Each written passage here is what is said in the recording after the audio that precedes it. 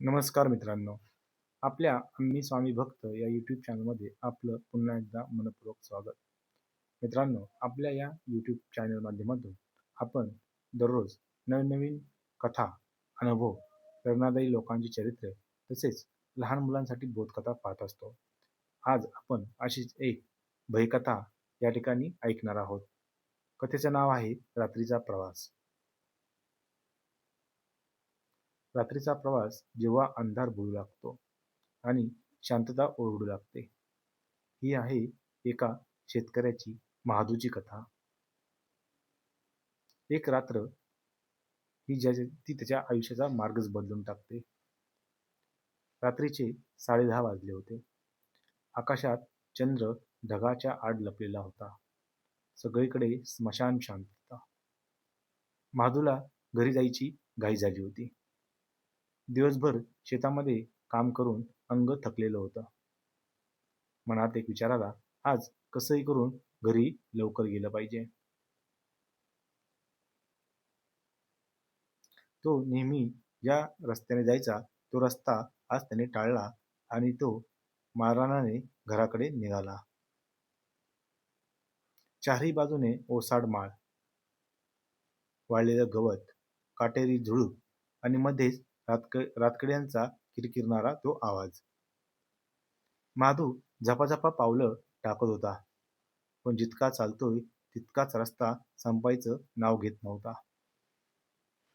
आज हा रस्ता एवढा लांब का वाटतोय, तो स्वतःशीच पुटपुटला. अचानक एका महिलेचा मोठमोठ्याने आवाज येऊ लागला. मला सोडा, मला सोडा.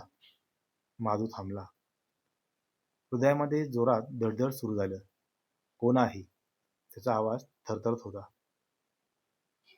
उत्तर आलं नाही. पण रडण्याचा, हसण्याचा आवाज मिसळला. महादू आजूबाजूला पाहू लागला. घट्ट काळोख, डोळे ताणले, पण काहीच दिसत नव्हतं. पण तरीही कोणीतरी उभं आहे असा त्याला भास होत होता.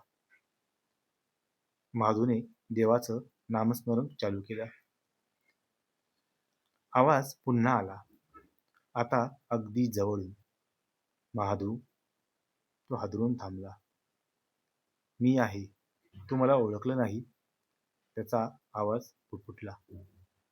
अंधारात एक सावली हलली. लांब केस, पांढऱ्या कपड्यांचा भास, पण पाय जमिनीला टेकलेच नव्हते. हसणं आता अगदी स्पष्ट ऐकू येत होतं. माधू मागे सरकला, पण मागेही तोच अंधार. मला वाचवा देवा, त्याने घट्ट डोळे मिटून घेतले. इथून कोणी जो येतो तो परत जात नाही. तेवढ्याच मोठ्याने पुन्हा एकदा आवाज आला. कोंबड्यांचा आरव. आकाश हलकंसं उजळलं आणि एक भयानक किंकाळी आणि ती सावली क्षणात नाहीशी झाली. महादू जमिनीवर कोसळला, घामाने पूर्ण भिजलेला. समोर त्याचं गाव आणि तो कसाबसा घरी पोहोचला. पण त्या दिवसानंतर त्याने तो मारणाचा रस्ता कधीच धरला नाही. आणि आजही लोक सांगतात, त्या रस्त्यावरून रात्री गेलात तर बाईचं रडणं आणि हसणं एकाच वेळी ऐकू येतं. तर मित्रांनो, ही होती आजची भयकथा. ही कथा तुम्हाला कशी वाटली नक्की कमेंटमध्ये सांगा. जर कथा आवडली असेल तर लाईक करा, शेअर करा आणि सबस्क्राईब करा. धन्यवाद.